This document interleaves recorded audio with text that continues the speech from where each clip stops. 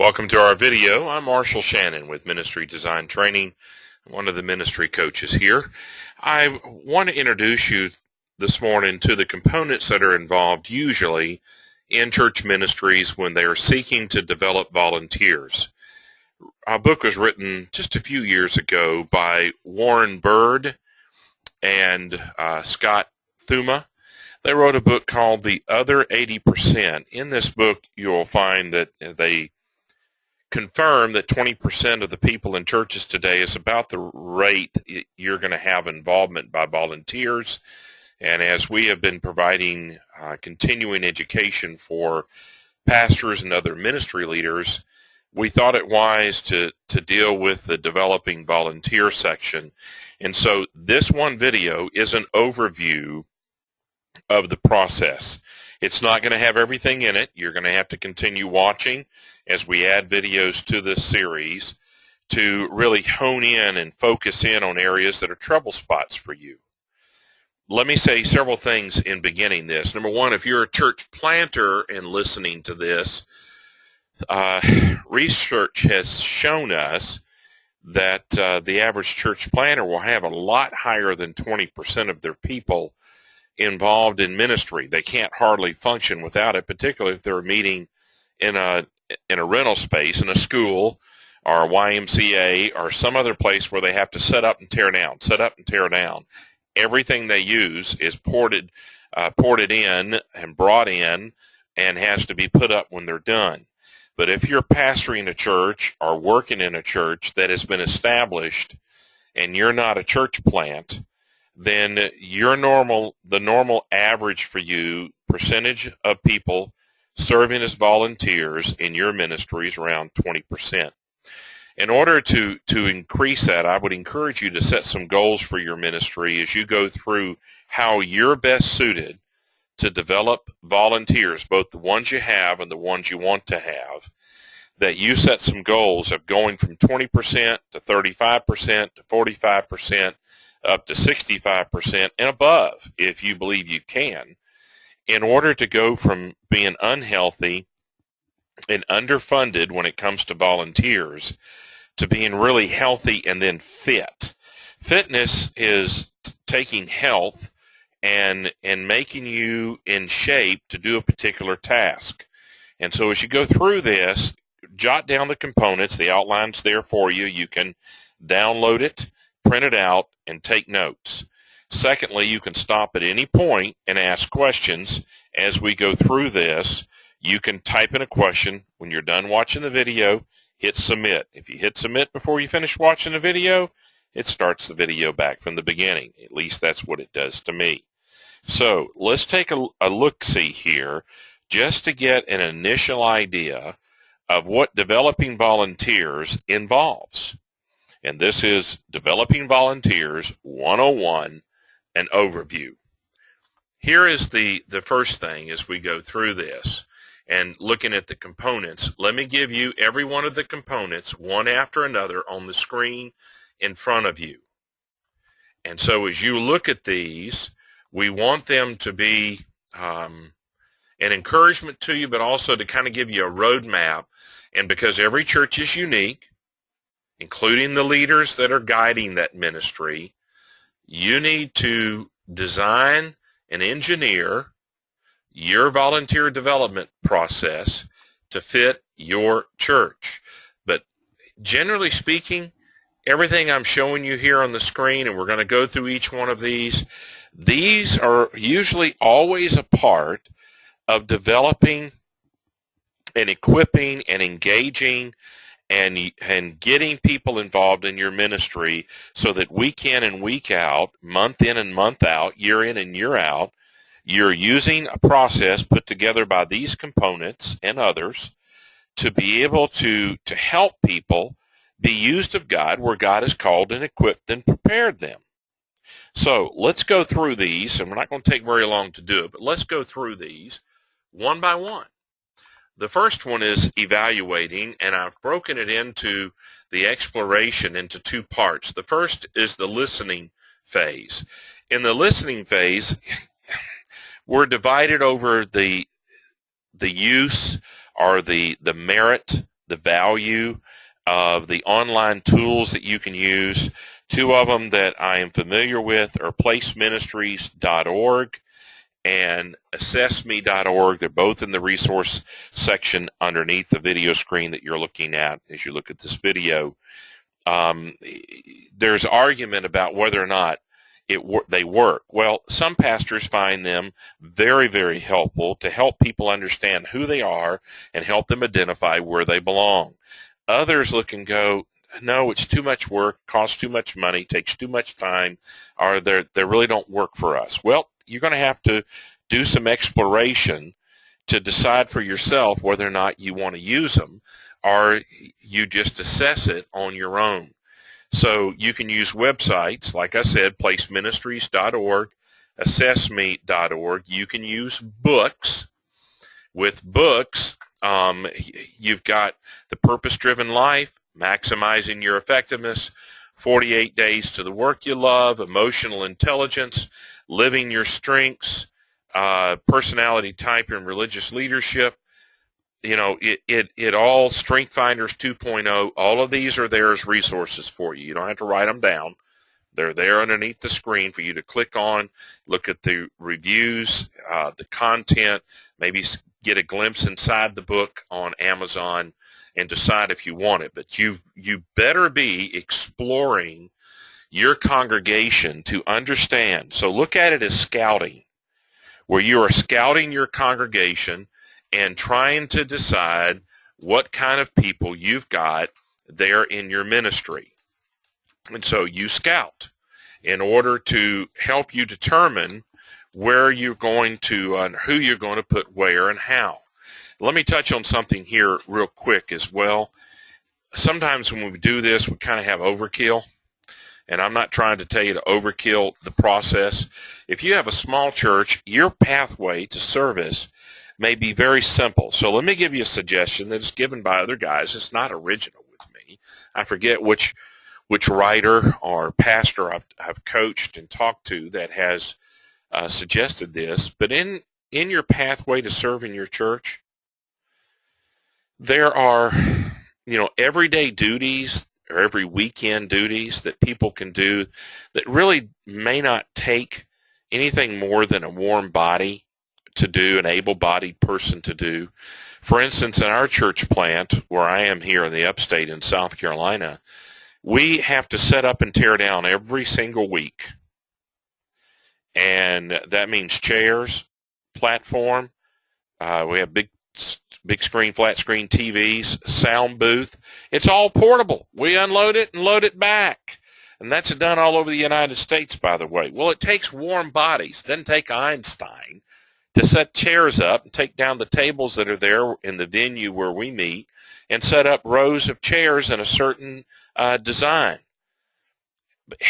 On the other hand, when it comes to the sound booth, that takes more than warm bodies. That takes people with some skill, some expertise, both setting it up and tearing it down, but also to do the audiovisual lighting for a ministry. It takes some training, and not everyone can do it. And so as we look at these things, think in light of at least two categories of people. The everyday people who are really serving with a smile and very little specialized expertise, and then you've got the experts. So two E's. Everyday, which is unskilled, but warm bodies who are willing to work, and then expertise. And you have to decide which job and how much expertise a person needs. I wouldn't put Eeyore or Grumpy Gus on the front line of my guest services. But I sure would let him count money, if he is a credible guy, count the offering and make the deposit. And so as you look at everything you have about your ministry, you have the listening phase and then the learning phase, where you want the candidate, the volunteer, the person you want to invite to serve in your ministry, you want them to learn about you, and you want to learn about the candidate. So in that, you may do some investigative work where you're going to interview them and have some interaction.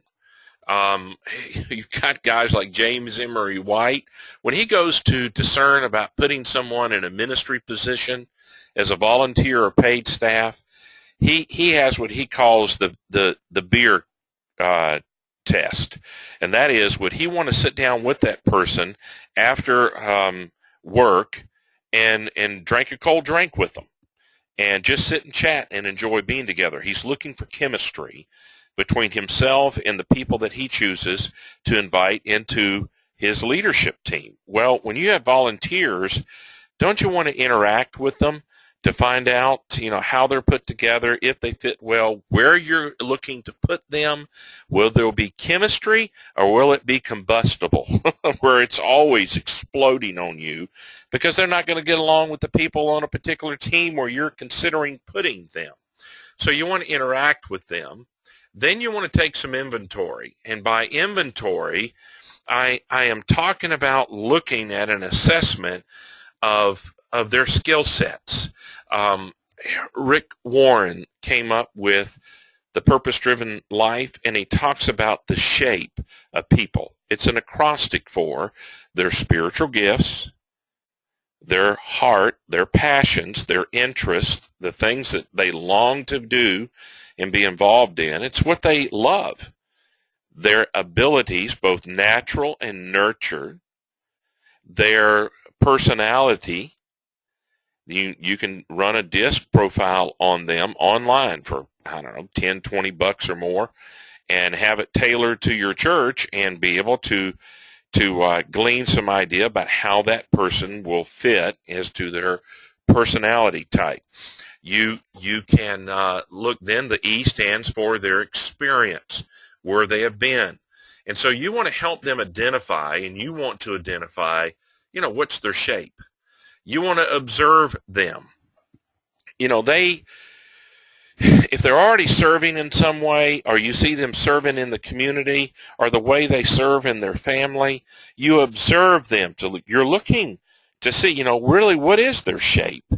How do they interact with other people? Where might they be a blessing to help you further the cause of Christ in your ministry? By simply observation. You want to listen, you want to learn, you want to talk with them, interact with them, maybe take some inventory and assessment of them, identify who they are. You want to look at most everything you can about them. So you're talking about the creed, what they believe, the content of their life, the character of their life, their conduct. How competent are they? Not only to do a particular job, but dependable. What is the context of their life? Are they in the midst of family trouble? Or they may be attending your church and really searching to determine whether or not they want to accept the claims of Christ upon their life and be a part of your church family or not. So you may be looking at their spiritual condition. That's part of the context. Their commitment level to your ministry. How well do they respond to correction? What kind of confidence do you have in them? And do they exude confidence where you could entrust them, say in a children's ministry? Their compassion. How controlled are they? Do they fly off the handle? Do they always speak their mind? Are they unkind? Are they an Ephesians 4 and 5 believer? An Ephesians 6 believer? What are they? By the way, back to the unsaved serving in your church, you better use some wisdom about where you put them. But, if you had someone come and attend your church that is unchurched, unsaved, doesn't know Christ, and your church family is working to build a house for a needy family, an underprivileged family that's been marginalized, and they're maybe homeless. Well, a person who doesn't know Christ can go use a nail gun to frame up a house, or roof a roof, or, put shingles in a roof, or help put in a foundation, or use a roller and a paint pan and put paint on a wall. You know what I'm telling you? I'm telling you that getting them involved in the culture of your church and letting them see the love of Christ at work, caring for people around them, along with them caring for themselves, may be just what they need for the Holy Spirit to really work in their heart and life. So you want to observe. A part of the evaluation is observation. And then you want to take some assessment. And this is where the discovery phase, you pull the exploration and investigation phases together. And you put together your findings to put down an assessment that you say, this is what we need, this is who we're looking at and evaluating, this is how they fit or don't fit. And you're basically summarizing who that person is, where you need them, and whether or not you're putting a round peg in a square hole. Now, the second part of the assessment is the discernment phase. And again, you're looking at their shape, their nature, their nurture, their DISC profile. To see, DISC profile stands for dominant, influential, steadfast, and compliant. DISC, D-I-S-C. Then you've got, all kinds of design questions as to where you're going to put them in an everyday role or in an expertise role, in a leadership role.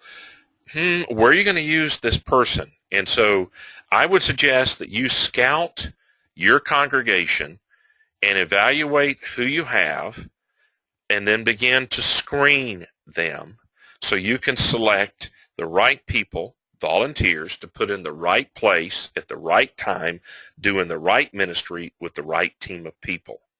And it requires some schooling and support. And so as we go through, the first component that I would encourage you to use is evaluation. And that means you need to be looking, if you have 100 people in your congregation or 100,000, you've got to set your pathway to encourage people to not only know God and then love Him, but to serve Him. And they can serve on your campus, through your campus, out into the community as a volunteer. And everybody benefits. And it's their obligation and your duty to help them understand their role and place in God's economy as a volunteer, as a person who serves the Lord. We partner with God in what He is already doing to be used of Him to carry out His wishes and His call on our lives and His overall eternal purpose. Now, let me move to the next component, and that is enlistment. This is where you're going to invite and recruit. So when you're going to evaluate someone, you're assessing them. So you're looking to see who's going to be an asset, who's going to be a liability, and it's player placement time. It's putting the right player in the right place with the right team at the right time, doing the right task. With enlistment, you're going to do several things. You're going to continue to interview them as you move through the pathway. So you're having multiple conversations with them. In your interaction with them and in your observation of them, you're going to be praying about this and interceding for them. And you're going to begin, as you invite them to come be a part of your church ministry as a volunteer, you're going to teach them what is involved. And you're going to talk about from soup to nuts, from A to Z, from concept to completion in what they're going to be doing for you so they understand your investment in them and their investment in your ministry. And then you're going to usher an invitation to them to be involved as an everyday person. You may not call it that, but you've got people who can serve in a way. If you're doing a main event that's coming up and it's a 3-hour event, then maybe you're using a local meeting hall somewhere, or it's on your campus or in a stadium. But somehow or another, it doesn't take a lot of skill for people to ice down bottles of water and hand them out at the event, or hand out name tags or check people in. But handing out bottles of water, you can invite them to do that, and their investment of time and willingness to be there from start to finish and maybe help you get the tubs to put the ice in to cover the bottles of water with, and then to be willing to replenish that tub of bottles of ice water. You're going to invite them, and they need to count the cost, and you do too. So as you go through this and you recruit them and invite them to discover God's place for them, give them an easy doorway an easy access. Make it easy for people to step into an everyday type role that does not require a lot of training and skill to get them involved in the culture of serving in your church. So you might even come up with an activity that you need help with, and you've already handpicked who you're going to evaluate and invite to be a part of it, and it's a bunch of unskilled tasks like handing out bottles of water. Maybe you're serving at a marathon or a K5 run, or you are helping Habitat for Humanity or Meals on Wheels or some other organization that is meeting a need in your community, and you want to be involved in it. Well, you have people who can step in to do that. And so you do want to, as you begin to enlist them and invite them into this, that they need to have an understanding of helping them see the possibilities of what you're offering. So you want to give them a vision for the impact that they're going to have, because people are motivated by wanting to be a part of something that is larger than themselves. And quite frankly, with our ministries, it has to be God-sized. So you're helping them see the possibilities of what could be by their service as they team up with others in your church, what should be, and ultimately what must be, that drives them to invest themselves in your ministry. A ministry without vision is like a ship without a rudder. And you've got to give it direction and steer it into the wind to help it to move forward. So you want to present a convincing argument of why you need them. If you're not convinced of that yourself, don't expect them to be convinced of it. They need to see a convincing argument and a compelling picture of what they can do through helping. And this is where it would be very wise for you to interview some of the people who are serving in your ministry now. Videotape them. Leave some of that edited on the floor. Put together this, and before you go to make a public appeal for just anybody to show up, have the video. Put it on your website. Use YouTube. Send people to it. Invite them to go watch it. Explain what the ministry is. Interview somebody who's already serving in it. Talk about the impact. Talk about the opportunities to serve. Videotape the service that the ministry that you want them involved in. Videotape it as it is happening. Let them see and be motivated by what could be, what should be, and what must be done in your ministry, so you paint a compelling picture, a convincing argument with a clear, concise statement of what's going to happen if they step in, and what is the potential here, what are the possibilities. And you energize them through envisioning for them why you want them to serve, what they're to do, and what you are praying God will do as they step in and serve.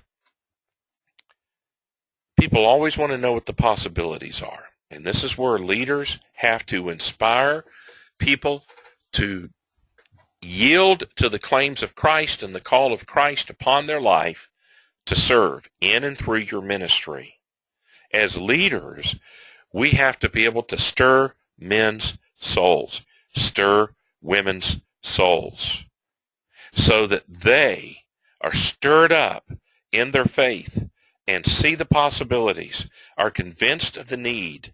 They understand the compelling need for what they're going to do, and they are going to pursue it to go volunteer. So as we continue looking at this, you're going to have to enrich people's lives as you work to help prepare them for the role they're going to play as a volunteer.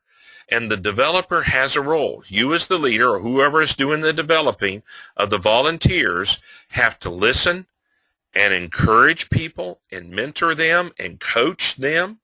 A mentor will share what he has done in the past. A coach is sometimes listening and giving some suggestions, but also consulting with them how to get them ready. Think of coaching baseball, basketball, football, ice hockey, volleyball, golf, whatever you're doing, that you're helping that person prepare and plan to compete, to play the game. So you got player placement, in this case, player preparation. Then you want to influence their thinking, influence them as they move toward to get ready to serve. You want to help them with any conflict resolution that they have with others they're going to be serving with. And then you want to give them good counsel. As a consultant, you want to lead them and provide solutions for them. You want to motivate them, help them solve problems, teach them how to solve problems in the job that they've got. You want to help them build trust among those that they're serving and those they're serving with. And you want them to begin maturing. All of these things you're doing is you are helping both kinds of volunteers, everyday job list and expertise list.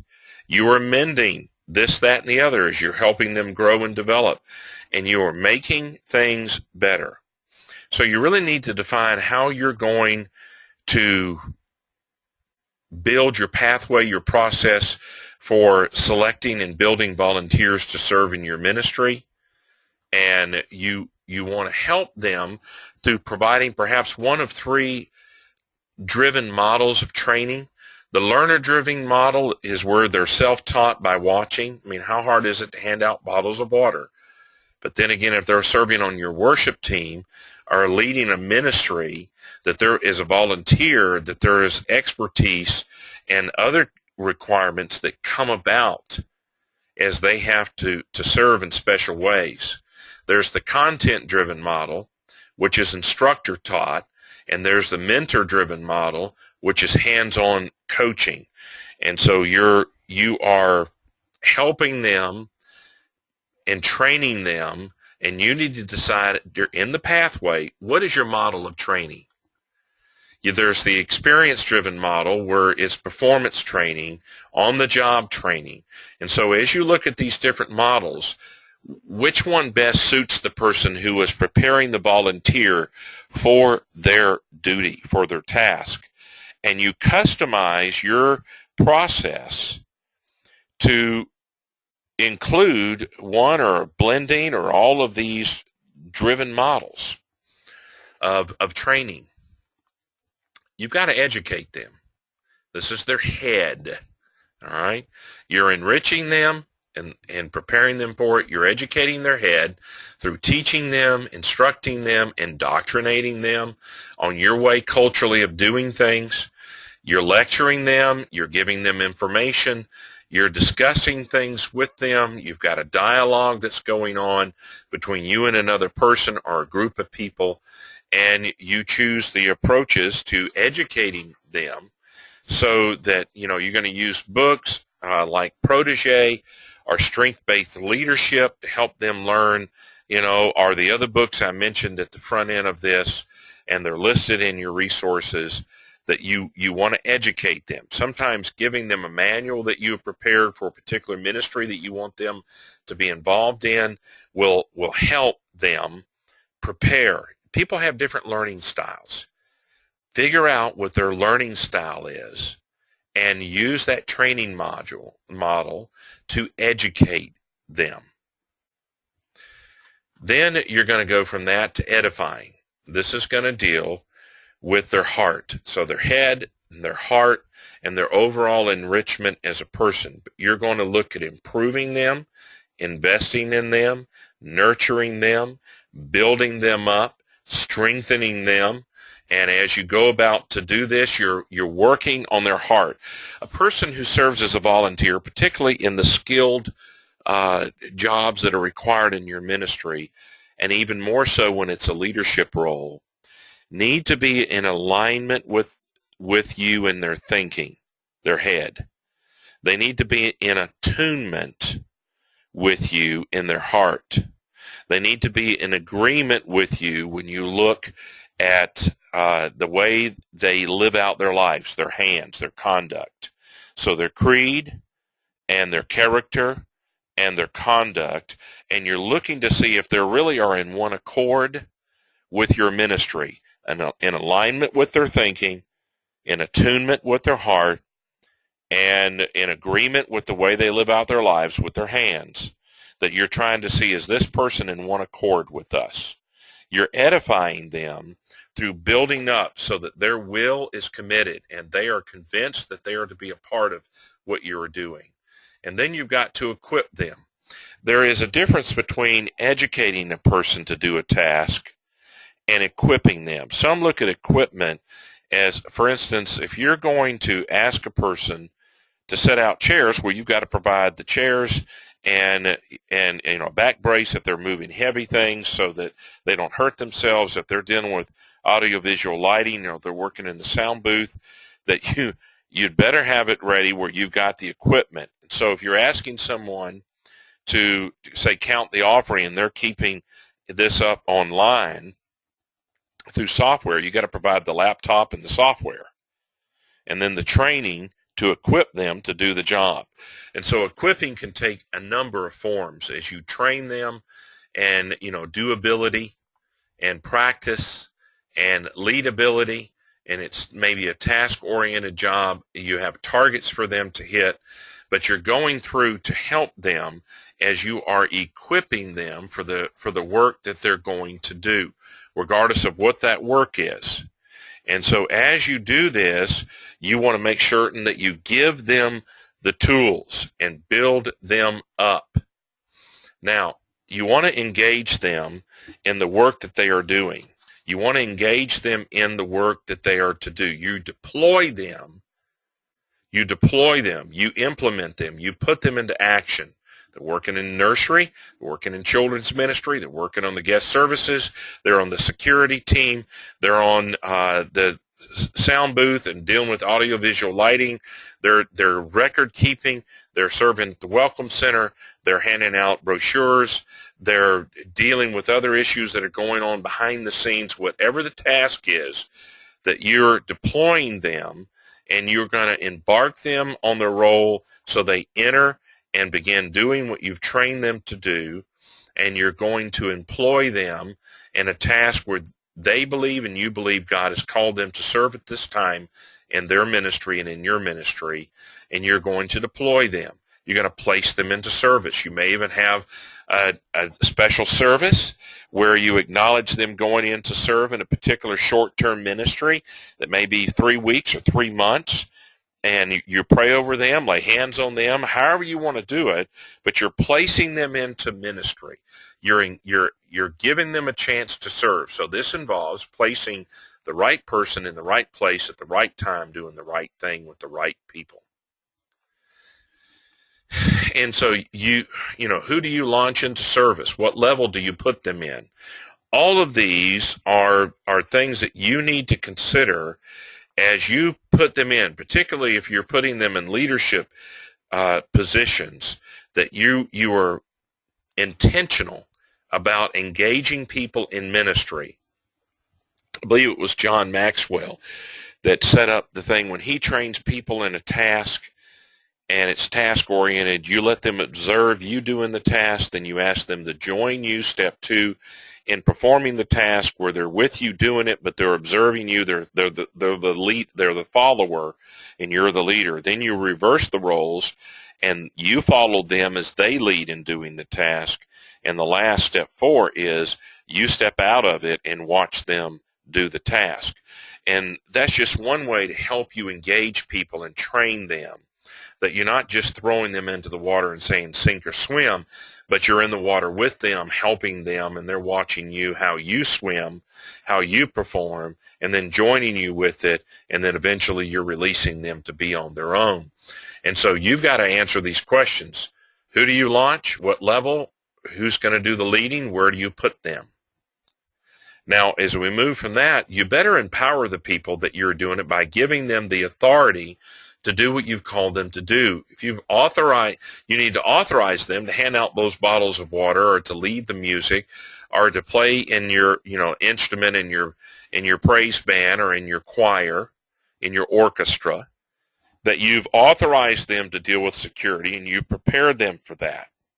They're a parking attendant, and you empower them. You have to authorize and approve them to do the work and enable them to do it. Give them the definitions and what the parameters of their work are. Answer their questions. Help them know how to solve and be proactive to solve the problems that come about with serving where they're going to serve. What happens if a child in your nursery gets choked on a cracker? If you're authorized to give them crackers. But what happens if you have that, or a child gets hurt, or needs to be disciplined, all the different things that go on, how are they going to solve the problems? And be distinct. Give them the distinctions of what they're doing as they are empowered to do the work that you've called them to. And so you do this in order to help them do the job. All right?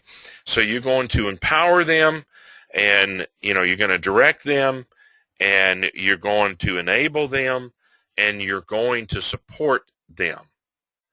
So you better know how well you know the leaders that you've got, because if you're feeding them volunteers, or they directly are involved in selecting the ones they want, you better know your leaders and understand who works well with which leaders. Now, you've got to entrust them at some point with the work, and this means giving them respect. You've got confidence in them. You believe them to be competent. You believe them to be reliable and dependable. You believe they're responsible and trustworthy, and you're going to make certain that they're respectable, reliable, and responsible as you put them into your ministry. They've got to trust you. You've got to trust them. It doesn't mean you don't give accountability to them as they go to do the work, but somewhere in this, you better make certain that they know you are entrusting them to the work of the ministry as you have equipped them to do the work of the ministry. Then you want to talk about encouraging them. Everybody needs encouragement. You're always refining their role. You're always giving them refreshment. You can do that through any number of ways. Praying with them, talking with them, checking in with them, bringing them that cold bottle of water to help them. You want to help revitalize them, restore them, renew them, reassuring them, reinforcing them. By that I mean strengthening them and supporting them so that they know that they're not just going to be thrown in there. And by the way, with your task, excuse me, you might have a season of time that they're going to serve where it's not unending, particularly with the men folk who think, you put me in here and I'll never get out. If your ministry has the reputation where once they're locked in, they can never get out, that is not a good thing. Some people may be like that, but a lot of folks think, do I have to serve every single week for 3 hours in the children's ministry? They need to know that you want to protect them, and that's a part of encouraging them. And they need to be revitalized, refreshed, renewed, recharged. And as you do that, so that you're watching after them. And here's the last thing, and that is establishing them. What I mean by this is you want to stabilize them and set them up for success. You want to steady them because they're going to get worn out. They're going to get challenged. They're going to get fearful. They're going to get frustrated. They're going to get exasperated if they're serving in ministry because things don't go, and you want to help them settle down. You want to make them feel secure in what they're doing. You want to sustain them through the process. I'm going through all these things. As you are establishing them, you are strengthening them. And as you strengthen them, you're monitoring them. You're helping them make modifications to their service as a volunteer. And, you really got to go through this as you go into this and help them you've got to answer some design questions. What are you going to evaluate as you evaluate people? How often will you evaluate them as you are, establishing them in the ministry and continuing to give attention to them? So as you do that, how will you evaluate them? What will you evaluate? How often are you going to evaluate them? Who's going to do the evaluation? And what are you going to do with the evaluation as you establish them and continue to support them in their volunteer while they're serving? Give them feedback. Help them improve. It will strengthen your ministry. It will encourage them. Give them opportunity to serve in other areas, maybe even to take on a more challenging role in your ministry. But I certainly would give the people in your church an entry-level opportunity to put their toe in the water for 3 weeks or a week or a Sunday to see what they like and don't like. Well, these are just a few areas that I would tell you should include in your pathway for developing volunteers and engaging with them as you enlist and evaluate people to serve in your ministry. Well, I'm Marshall Shannon, Ministry Design Coach. We have 2 websites. There's my email address and 2 phone numbers that you can reach me with. If you'd like one-on-one help with executive coaching or executive team coaching to help you really develop a customized process for developing volunteers in your ministry. Thank you for listening.